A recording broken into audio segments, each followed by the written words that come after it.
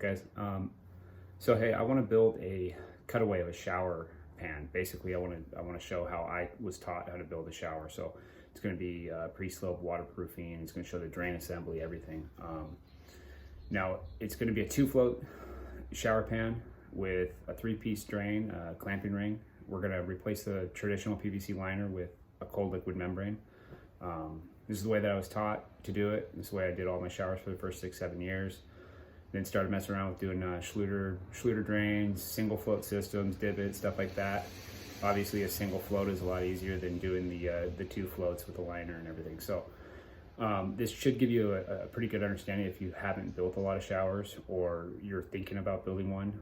It'll give you an understanding on just how to control the water migration and everything, and the basic components of a drain and shower, and just kind of how I would teach people how to prep. Obviously, there's little tweaks you can make here and there, different systems you can use. I'm not saying this is the best way or the only way, or this is just the way that I was taught, and then it helps me kind of understand all the other systems as well. So let's get to it.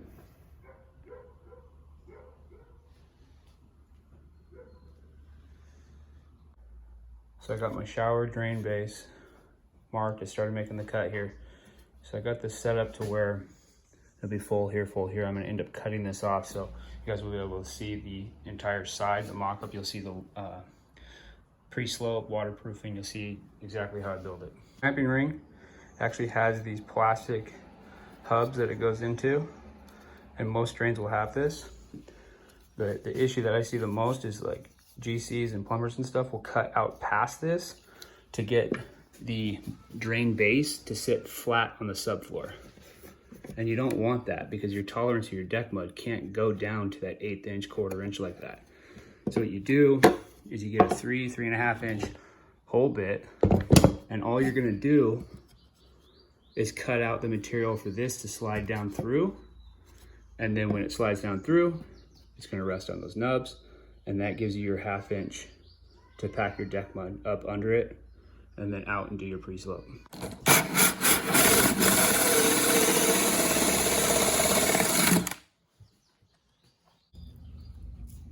Here's Emma.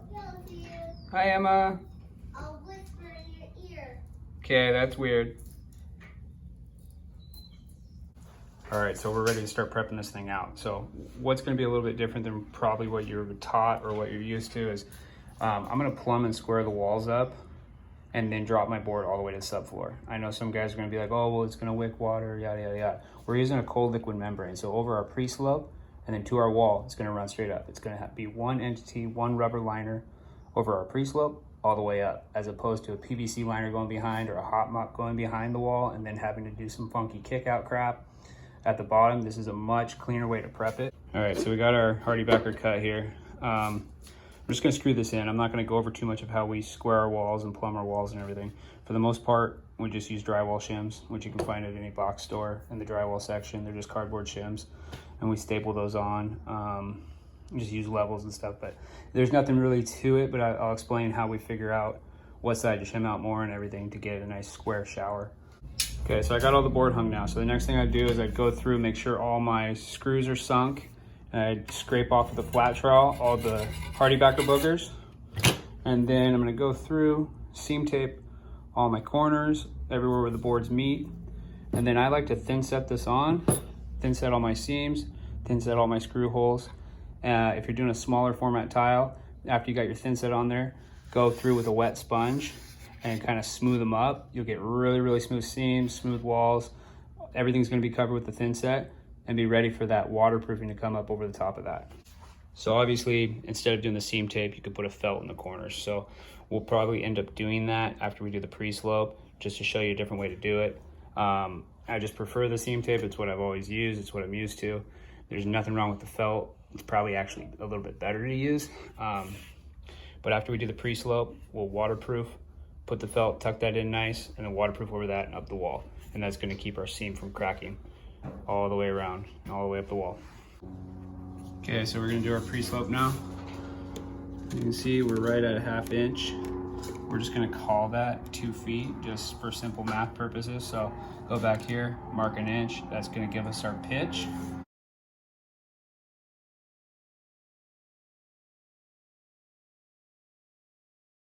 pre-slope in, basically built it the same way I would do, whether it's a concrete substrate, wood substrate, it's not gonna matter to me. I'm gonna clean the surface real good, put a primer down, add a slurry coat of thin set, and that's what I'm gonna pack my mud to. That's what's gonna adhere my pre-slope to the substrate, is that slurry coat. Okay, so we are just about ready for waterproof. Gonna use the Handyman Special so I can get made fun of. We've got the red guard, some fabric, although it's not required to use fabric in the corners and change the plane. It is recommended though, and I believe Hydroban does the same thing, and a few others. They recommend using fabric in all changes of plane. They just don't require it. I believe that stuff's required. Okay, so just want to touch on this real quick. I'm not sure if I've gone over it, but obviously we set our drain base at a 1/2 inch. Our minimum tolerance for deck mud is a 1/2 inch if you're using an acrylic polymer admix, which I'm doing because that's going to strengthen my deck mud, as opposed to putting chicken wire in there or lath to reinforce it, like with a rebar buried in it, or to act as a rebar. I just go for the acrylic admix to strengthen this, because deck mud on its own doesn't have very much tensile strength. It wants to crack, crumble with movement. So you want this as solid as can be, especially since your whole shower is being built from the ground up, from the base up. So it starts here. You want this to be rock solid. Then your waterproofing, you want that to be bulletproof. And then your final float. All right, so we're just gonna get our fabric in here, just kind of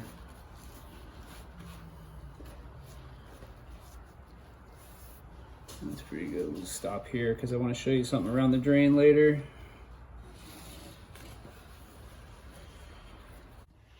All right, so we are ready to start waterproofing. I'm gonna skip a step here, and that would be the prime coat. It'd be 4 parts cool water, 1 part red guard. What you're gonna do is you're gonna wipe down your walls. Hardy Backer tends to have that little chalky film on it. It soaks up moisture really quick. You're gonna want to wipe that down, clean up your pre-slope, and then you're gonna apply that prime coat over your walls and your pre-slope. And then that's when you're gonna put your red guard over that. That's what's gonna adhere the red guard to the prime coat. The prime coat's adhered to the pre-slope. So when applying red guard, the biggest mistake I see people make is they apply too much. They think, oh, the more I put on there, the more waterproof it's gonna be, when really they're just doing a disservice to themselves. What's gonna end up happening, you're gonna go and put like a bunch in the corners, like, ooh, I don't want that to crack. And that's what it's gonna do, it's gonna crack. Because basically you're gonna have these nice thin coats, even coats, that's what you want. You're gonna have a thin coat here, a bunch of material in here. This is gonna dry quicker, this is gonna dry quicker. So what that's gonna do is it's gonna pull this material away. It's gonna cause that to crack. You wanna do nice even coats. You don't need to put a bunch in the corners. That's not what this product is designed for. Any product like this, really, the liquid membranes, you just wanna put nice even coats. All right, so now we'll put our fabric in.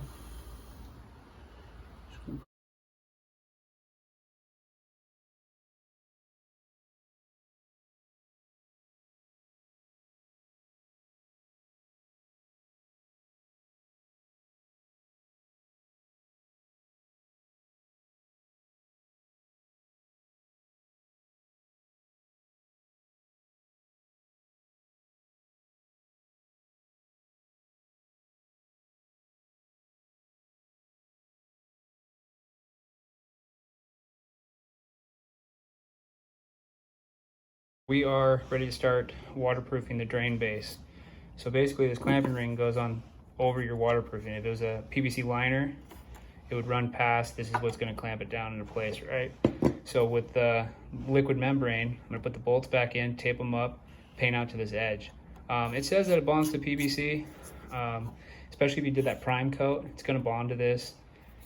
Some guys get kind of sketched out, like when this is clamped down, you're gonna have issues in the future of maybe it peeling back. I'm not sure how you'd have that issue, especially with the groove and the way that it clamps on there.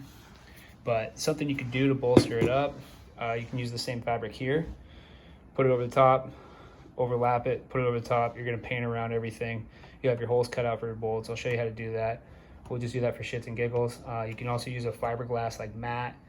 You can do some things here if you feel uncomfortable with just having the liquid membrane run to the edge, you know, with that thickness of about a credit card of waterproofing. If you don't feel comfortable doing that, then there are some other things you can do with the drain base to get a little more meat underneath this clamping ring. So basically, here's what you do. Have a couple pieces. You run it past where it overlap. Hit those two screw holes like that. This piece is gonna come over the top of that one. It's got a screw hole here, here, here, here. Just notch those out, put your bolts in. You're gonna waterproof all of that, and then out and around. That's gonna give you a little better seal around the flange. And it's gonna give you a little more meat for your ring to clamp onto after the fact. So go ahead and waterproof it all crazy. Then you'll come back, you'll cut that out when it's all dry. We'll show that. So let's just, we're gonna use one. We're not gonna overlap it. Obviously we got this dinky doinker freaking setup here. So let's do that.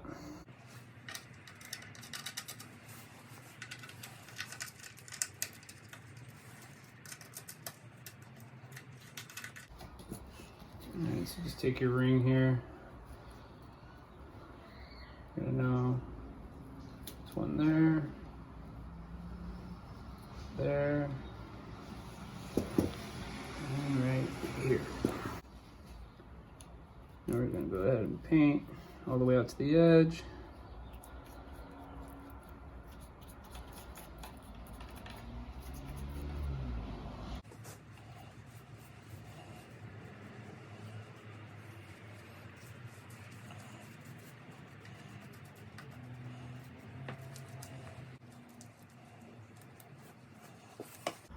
So it's been about 45 minutes. It's getting there.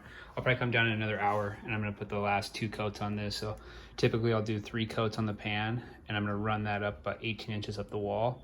And then the rest of the way will just be 2 coats. All right, so I went ahead and cleaned our bolts off here. Just pulled the tape off. Cut the fabric away. So now you can see kind of what we got going on here. Just gives you a little better seal, a little more meat for this clamping ring.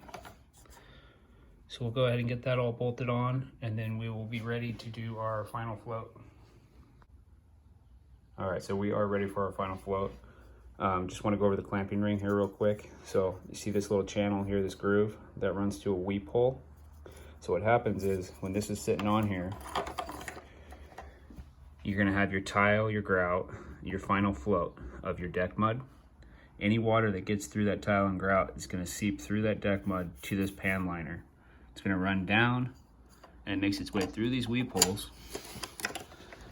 And then in between this body, this channel here, that's for the water to seep down into the drain and out of your shower. Anytime these weep holes get clogged, you're gonna have a pan tile that constantly looks wet, like it's saturated. It's not draining properly. So you want to make sure that these stay clear. Most clamping rings are going to have them on the side as well. So when you see them here, there'll also be a little channel. See that channel there? That's a weep hole as well. That's a weep hole as well. And then obviously on the top. So when you're putting your drain rock in here, and I'll show you, you don't just pile them up around here and pack all this with deck mud because you're going to clog them from the side. Over time, those will get packed as well. There needs to be drain rock here and on top as well. All right, so we're ready for our final float. What I'm shooting for with my final float is about 1 inch thick of deck mud. And since we already have our pitch and everything, it should just be 1 inch all the way across. You should already be pretty much there with your pitch and level and everything. So this is already cut away, so I can just slide this down in there. Now, with that, you're gonna deduct, obviously, the thickness of your tile. So I don't know what I'm at there, but yeah. If I have a 1/4 inch thick tile, I'm pretty much at 1 inch plus my tile. So we'll just run with that for this video, and we are ready to go ahead and protect the clamping ring with some drain rock. I'll mix up some deck mud, and we'll go ahead and pack this out and finish it up. Okay, so I just threw some deck mud on there. Super wet and sloppy looking. because it's super wet and sloppy. This isn't the way I normally make my dry pack. Obviously it's not very dry, but for the video, that is what you are getting. As you can see, we're about 1 inch thick all the way through. You could reinforce this with a chicken wire, lath, something to strengthen this. I personally don't think it needs anything. It's case by case type deal. There's times that I do it, there's times that I don't. So we're not gonna say every time do it, every time don't, whatever. If you do it every single time, great, that's your decision. I just personally wouldn't do it every time, especially if I'm the one that from the ground up built the thing and I know that we have very little or no deflection at all on the substrate and our pre-slope and everything's rock solid. I'm not too concerned about this doing anything. And if it does crack a little bit, this is an uncoupling membrane, deck mud itself is. So if you get minor stuff, it shouldn't transfer through to the tile and the grout. So the weep holes, we are all protected here. Just a thin layer over the top. And then I come out around the clamping ring a little bit. You can see the way that this is gonna pack in between the drain and the rock. Pack that all in. And all you need is just a thin layer. You don't need to build this up all crazy. Your drain doesn't need to be sitting 3 inches up in the air. Just a thin layer to protect the weep holes. And then this deck mud's gonna come across. I'm gonna use a tile to gauge. So basically a scrap piece of tile, that's what I'm gonna pack around here before I pack anywhere else, because I'm gonna get this height set right before I go back. So I'm gonna use a scrap piece of tile. I'm gonna pack all my deck mud all around the drain.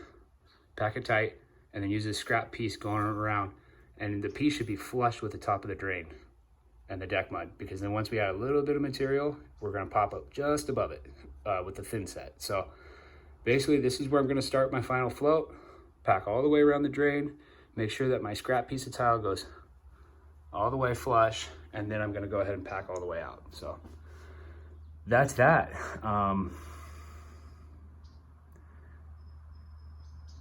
Yeah, I made a video, cool.